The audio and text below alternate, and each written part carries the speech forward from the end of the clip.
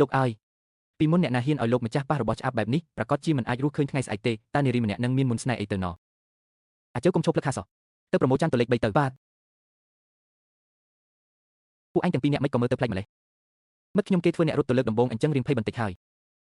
បាទគឺភ័យមុខឯងនេះភ័យស្អីមើលទៅដូចចង់ទៅវាកំទេចសាលាអញ្ចឹងបានហើយឈប់លេងសើចទៅធ្វើការឲ្យរហ័សរហួនបន្តិចទៅមើលស្ដាប់តាមថៅកែស្រីទៅតាថៅកែស្រីម្នាក់នេះជាព្រះឥន្ទចុះមកពីណាទៅណោះនៅផ្សារចំណូល2170សេននៅសាលាចំណូល1290សេននៅកំពង់ផែចំណូល1840សេនទូទាត់ដើមទុនវត្ថុធាតុដើមនិងថ្លៃឈ្នួលប្រាក់ចំណេញថ្ងៃនេះគឺ5ដំឡឹងគុតថ្មងណែអាសុននេះជាចំណែករបស់ឯង5ដំឡឹង50សោះខ្ញុំលក់ត្រីមួយឆ្នាំក៏មិនបានកាន់លុយ5ដំឡឹងដែរថៅកែថ្ងៃក្រោយខ្ញុំសូមផ្ញើវាសនាលើថៅកែហើយសូមទទួលការគោរពពីខ្ញុំផងកុំទាន់អាលអពេកនេះជាប្រាក់ឈ្នួលកម្មករព្រឹកស្អែកយកទៅបើកឲ្យពួកគេផងថៅកែបើកឲ្យទាំងអស់ហ្មងអីចែកទៅគេខំធ្វើការហត់ជាមួយយើងពេញមួយថ្ងៃហើយមិនអាចឲ្យគេត្រឡប់ទៅវិញដែរទេបើពុកខ្ញុំបានឃើញប្រកាសជាសរសើរថាខ្ញុំអស់ចាស់ហើយ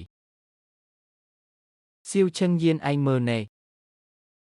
ពួកយើងរកបានពី37សេនរហូតដល់5ដំឡឹងហើយវើយបងដឹងតាំងពីដំបូងមកម្លេះថាអូនប្រកាសជាធ្វើបានចុះបងកំពុងធ្វើអីហ្នឹងលុយកាក់ក្នុងផ្ទះថ្ងៃក្រោយទុកឲ្យអូនជាអ្នកទុកដាក់ចុះហុយបងប្រុសនេះបងយល់ការពេកហើយដឹងលុយបងរកបានជារបស់អូនលុយអូនរកបានក៏ជារបស់អូនដែរចុះបើអញ្ចឹងបងចាយអីទៅគឺសុំពីថៅកែស្រីនឹងហើយល្អអញ្ចឹងព្រឹកស្អែកយើងផ្អាកលក់មួយព្រឹកសិនផ្អាកលក់ចុះយើងធ្វើអីទៅពេលរសៀលនៅលក់ធម្មតាតែពេលព្រឹកយើងទៅដើរលេងដល់ពេលត្រូវទិញខោអាវសម្រុំមួយកុំភ្លេចពីឲ្យអញហើយអូហូថៅកែស្រីយើងចេះស្រឡាញ់ប្តីបាត់ហើយតើពិតមកទៅព្រឹកស្អែកអញជាអ្នកទីបញ្ជា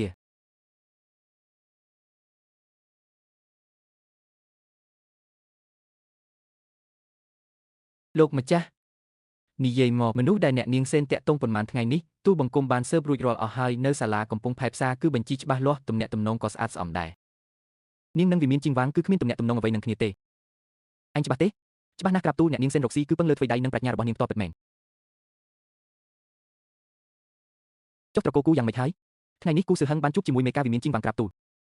ដោយការគិតមែនត្រកូលគូនេះពិតជាមានបញ្ហាមិនសូវទេដែលយើងបន្លំខ្លួនធ្វើជាអ្នកនេសាទលួចស៊ើបអង្កេតដោយផ្ទាល់យូរម្លេះព្រះករុណាតើទ្រង់សម្រេចព្រះតីបើកបង្ហាញអត្តសញ្ញាណពិតហើយមែនទេប៉ុន្មានឆ្នាំមកនេះលោកពុកមីរបស់យើងបានលូកដៃចូលក្នុងការប្រឡងការងាររាជការនិងការរកស៊ីទាំងសិស្សទាំងមន្ត្រីទាំងអ្នកជំនួញកន្លែងណាក៏មានតែមនុស្សរបស់គាត់ដែរព្រះករុណាចុះយើងនៅចាំអីទៀតទៅកស្គលពូវីចោលតែម្ដងទៅកុំតន់អាប៉ាក់ពួកជីងវាងមានច្រើនណាស់យើងត្រូវចាត់ការមួយជំហានម្ដងជំហានដំបូងគឺត្រូវផ្ដើមចេញពីត្រកូលគូនឹងហើយតាមដានត្រកូលគូឲ្យជាប់កុំឲ្យវាក្រៅខ្លួនឲ្យសោះទទួលព្រះរាជបញ្ជាព្រឹកស្អែកយើងត្រូវទៅដើរផ្សារបន្តិចតើព្រះអង្គចង់ទៅស៊ើបអង្កេតនៅផ្សារបន្តទៀតឬក្រាបទូលអត់ទេប្រពន្ធយើងគេចង់ទិញខោអាវឲ្យយើងហាសទិញខោអាវមានបញ្ហាអីអត់មានទេក្រាបទូល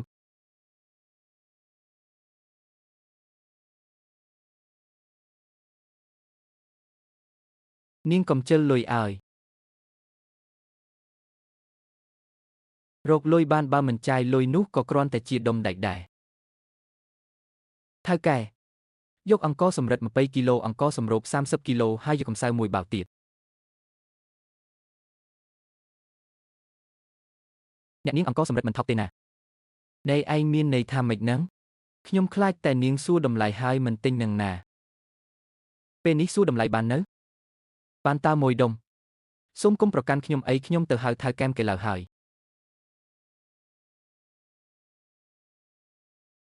យកអង្ករសម្រិត20គីឡូអង្ករសម្រូប30គីឡូនិងម្សៅមួយបាវមួយទៀតចាប់ពីថ្ងៃស្អែកទៅត្រូវដឹកអង្ករទៅឲ្យតូបបបរត្រីគ្រួសារស៊ីវរាល់ថ្ងៃផងអ្នកនាងកុំប្រាប់ណាថាអ្នកនាងជាថៅកែស្រីតូបបបរត្រីដែលល្បីនៅកំពង់ផែថ្មីនេះហាចាស់គឺខ្ញុំនឹងហើយ